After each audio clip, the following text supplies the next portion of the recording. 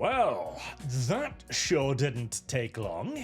Just a couple of weeks ago, we talked about there being an absolute bloodbath brewing within the games industry, with thousands already fired and the future of several studios appearing to be in doubt. Well, doubt no more, as apparently the scythe was not swung with enough determination and force the first time to sever the infested limbs, requiring yet another cut. The total number of jobs lost at Microsoft now are hovering around 9 to 10,000, and for a very, very good reason. We'll be having a look at this tweet from the CEO of Xbox a bit later, but as a little bit of a teaser, today in some parts of the company, work passes through as many as 14 layers of management. 14 layers of fucking bureaucrats, of middle management, of people who have been appointed to these positions because they cannot fulfill any other role, but either they cannot be fired, or they're currently in the midst of vacuum blowjobbing the CEO. 1 out of 2. 14 layers of management. Holy shit. That is comically bad. That is unbelievable that it was allowed. Like, can you imagine the level of corporate inertia that must have been required to create 14 layers of fucking redundant paper pushers and rubber stampers? Oh my god. It's so... Anyways, right, yeah. This latest round will claim some 4,800 jobs, and we'll also see many companies be yeeted from Microsoft, overwhelmingly the progressive ones as well, as this is very much so, it appears, a move to sever the filthy, gangrenous, diseased, pus-bleeding limbs of progressivism from wider Microsoft, as well as, of course, another push towards AI and bigger mainstream entities, with Compulsion Games, South of Midnight, the critically acclaimed and audience-rejected video game, is going bye-bye, and will probably simply die in the wilds, as nobody will wish to fund such a failed studio. Ninja Theories, the creator of the single strongest and ugliest female character out there, Senua's Sacrifice, is also simply just sent off to drift and burn to the ground.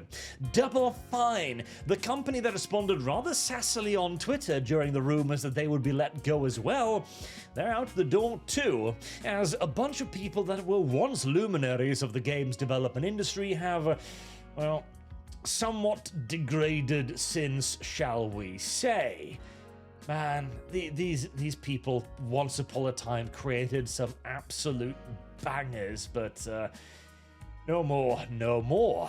The only somewhat unfortunate casualty of this round of purges, I gotta say, is Undead Labs, because, okay, State of Decay looks like a B-rank AA video game. It looks kind of cringe and undeserving of your attention, but it's actually pretty good, and I've got to hope that maybe 3 will be the same, although it seems like it might be a little bit too late. It's one of the very few tragic casualties of this otherwise extraordinarily necessary purge. So, let's have a read then of this email, which, by the way, there's an important email sent today to all employees at Xbox, as well as on Twitter. This is a warning shot right here. This is addressing everyone at Xbox and everybody who wants to work at Xbox that you'd better start earning money, because if not, the new CEO has no problems with mounting your head on a fucking spike and pissing on it in the public square. We are beginning the most significant restructure in Xbox history. After careful consideration, I've made the difficult decision to reduce our team by approximately 3,200 people throughout the fiscal year 2027. This will include approximately 1,600 roles eliminations today, and in addition, 4 studios will leave Xbox to new management. I recognize that a year-long restructuring creates additional challenges. Unfortunately, it is not possible to make all necessary changes in a single day, and I want to be direct about the scale. I know this is painful. The changes will direct affect people who have poured their creativity into building Xbox. Many joined us through acquisitions, whilst others were recruited or sought out because they love this industry and love Xbox. Today's decisions do not reflect their talent or dedication, which is the clearest signal, by the way, that yes, it does. This is exactly the same as when a girl says, "Oh, it's not you, it's me. It's not your lack of creativity, it's just us restructuring because you haven't earned any money." No, it's very much so there's the problems. Our business today is not healthy.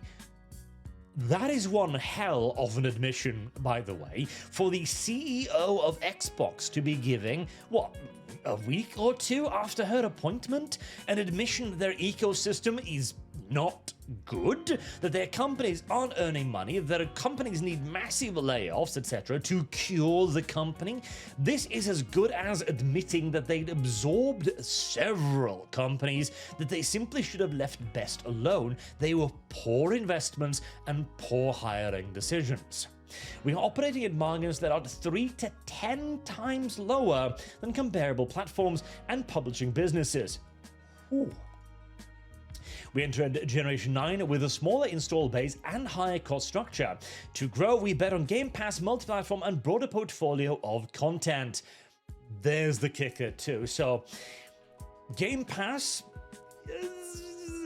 has probably been a failure. It was an attempt to bring a little bit of exclusivity back to the platform by going, "Hey, we've got this fantastic service," and it was a great service. We're just going to ask you to get a monthly payment for it. And monthly subscription is, of course, the wet dream of every such corporation, to get you to pay them not once, not twice, not thrice, but for the rest of your fucking life. However, they need to pay so much money for that exclusivity that I would be stunned if they actually earned anything off it. And broader portfolio of content, that's where shit like Senua's Sacrifice and South of Midnight came in. These were their attempt to broaden their appeal to the more progressive market, and they all failed. Nobody wants it. Nobody wants to play it. Whilst those businesses have created meaningful value, they did not grow at the pace we expected. As that happened, our core business weakened and we added more teams, more investment, and more time hoping for a better outcome. In other words, we doubled down. Our advisors kept telling us, no, you're so close. You are within reach of the wider audience.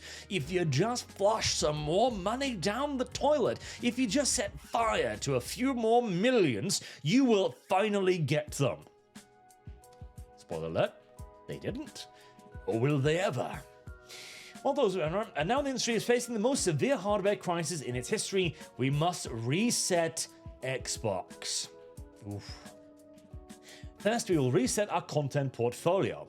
Since 2018, we have aggressively expanded our studio's portfolio. While the number of games created each month across the industry now outpaced the last 10 years combined, we now find ourselves competing not only with the largest publishers, but also with smaller independent studios, who are not only better at this than you, but do so on a tenth of the budget and with 5 million times the sales. Why? Because they make simple, obvious games like hide and seek, or non-political games like a gun hide and seek, whereas your nonsense is doomed from the get-go due to the public perception of your ass-backwards ideology. Now we find ourselves competing with our small independent studios. It's neither possible nor desirable to own every great independent studio. We have also learned that we are not the best home for every type of studio. Again, the underlying message of all of this is we are cutting the progressives out. In a typical year, we lost 64 cents for every dollar we invested. Fucking Christ. I want to stress how remarkable this is. This is the CEO of Xbox, the person in charge to try and go like everything is rainbows, everything is sunshine, everything is fantastic, admitting that on the studios they bought, the progressive studios, the political nonsense, ZeniMax, Double Fine, Ninja Theory, Compulsion Games, they lost 64% of their investment. That is Oh boy. As we reset, Xbox will help independent creators succeed by providing open development tools and audiences to realize their visions. That sounds like they're going to try and maybe butt in on the engine market. Compulsion Games and Double Fine Productions will return to management and transition to independent studios with their IP catalog and run away for their next game. Holy. Unity and Undead Labs have entered terms to join new ownership with funding to complete and grow Senua State of Decay 3. In France, Arcane's management is beginning a required consultant with its work council to review potential strategic options. Now, this is required by EU law, by the way. You're not allowed to shut or fire people without there being a whole host of attempts and figuring out sort of how you can avoid firing them. But the previous thing here. Compulsion Games Double Fine will return to management to use independent studios with their IP catalog and run away for the next games. This means Xbox was so desperate to get rid of these studios, not only did they give them additional funding, they bribed them to leave, but they looked at their IP catalog and went, this is trash.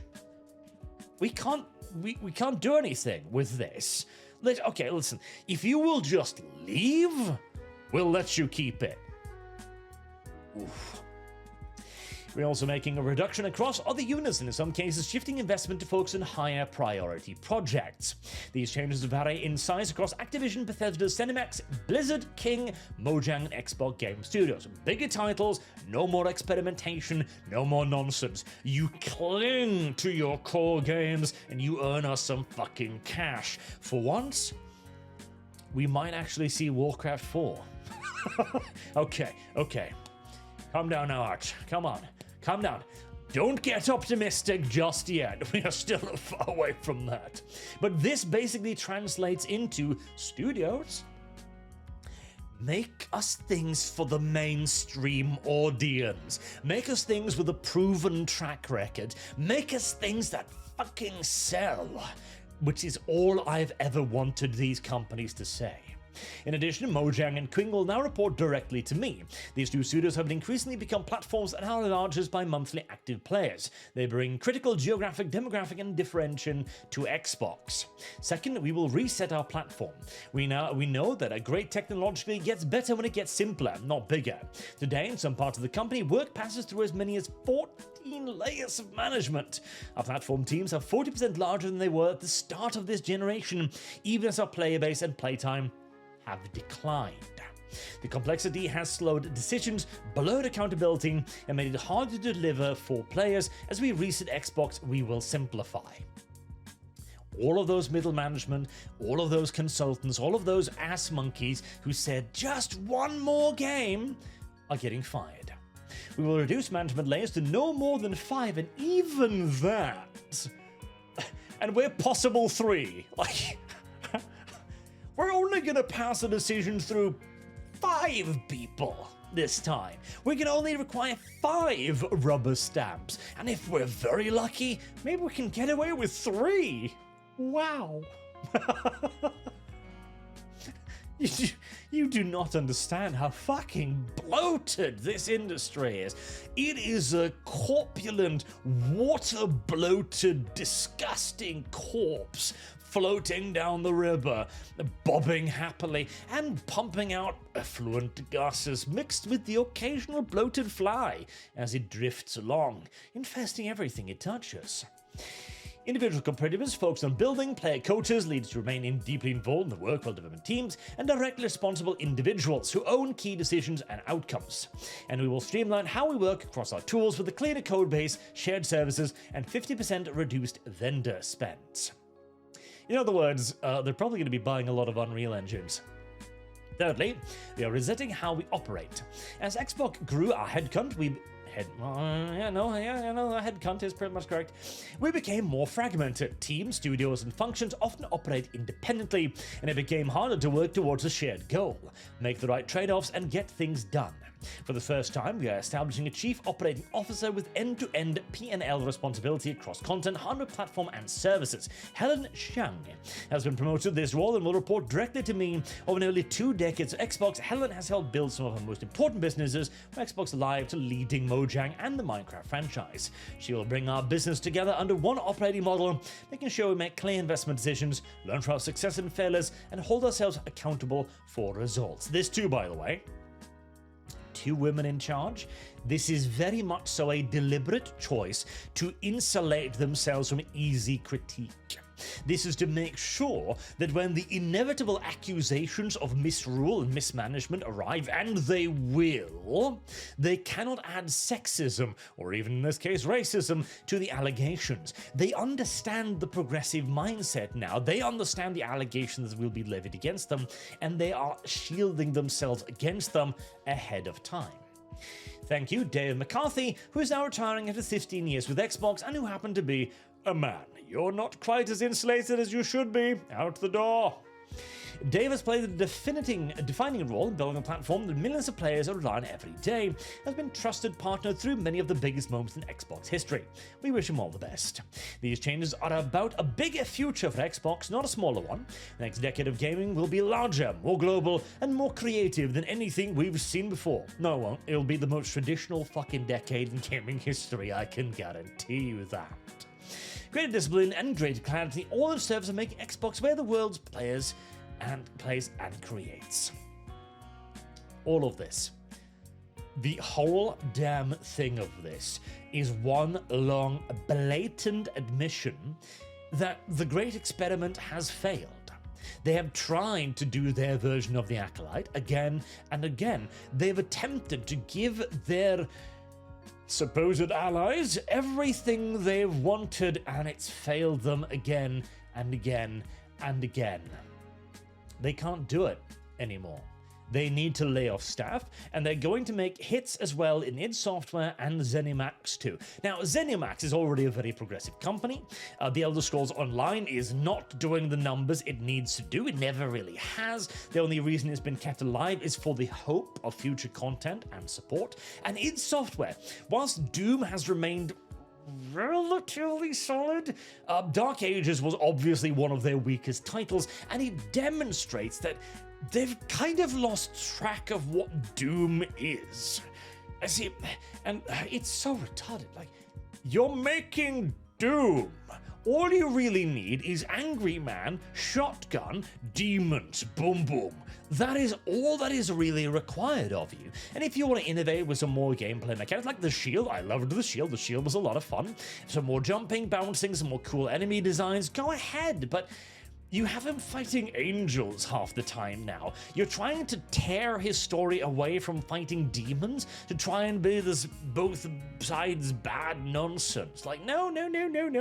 He's fighting demons. That's really all you need. And if you have to have a bit of moral grey in your fucking anti-demon crusade, there's plenty of humans you can blame. There's plenty of idiot fleshy bagged humans who are like, just mine hell, why not? Let's make energy by boiling hell in big cauldrons and produce steam to run our turbines. You can do that. This whole shift in focus to try and make a mythology around Doom, like, on the one hand, I appreciate your efforts, I suppose, but not all franchises require mythologies. And if you are going to build a mythology, it has to be congruent with Doom, rather than what you're trying now to turn Doom into. And obviously, it, again, didn't do that well in the sales department either, indicating that a lot of people clearly didn't like the overall theme and twists of the game, especially as, like, the gameplay I thought was pretty fun, if certainly not quite as appealing as I find now Doom 1, or the first, like, Doom, what was it, 2016 Doom, that one. And obviously, this will also mean that they'll be focusing in more on the money makers, which is why I'm thinking maybe Blizzard might finally return to Warcraft, maybe StarCraft, although that's a bit more speculative probably. Definitely more Overwatch, obviously, more Minecraft, duh, more silly Candy Crush nonsense, of course, and so on and so on. But more focus on the traditional. All of these companies will be instructed in no uncertain terms to return to what they know their consumers want, not what their PR or HR department, God bless us all, might think the players want. That is irrelevant. That experiment has been carried out, it has been brought to a conclusion, and it has been proven to be an abject fucking failure. So, for once, I guess I'm hoping Xbox all the best. Oh, and then of course there's the AI push as well, where they're going like, oh, we're not replacing you with AI, even as they've invested more money into AI than ever before. Yeah, the day of AI making games, or at the very least participating in the making of games, isn't coming. It's here, and that's the one big, I don't know moment from a lot of this. On the one hand, the AI is going to be making the game to appeal to the majority, and if there's one thing one thing AI is good at, it is attempting to please. It's great at that. So if you simply try to make the AI make something that will be the most appealing to a large amount of people, well, we're gonna be seeing a lot more girls in bikinis in the next Doom game. Let's put it like that. And hey, considering the lack of talent of the human beings employed at these companies, maybe giving a computer a control over their leash isn't the worst thing that could happen. We shall have to wait and see, but for now, I'm very happy with the continued bloodletting over at Microsoft. Do let me know what you think about it in the comment section down below, and until next time, I've been Arch. Thank you all very much for watching, and I do hope to see you all again soon. Till then, have a good day.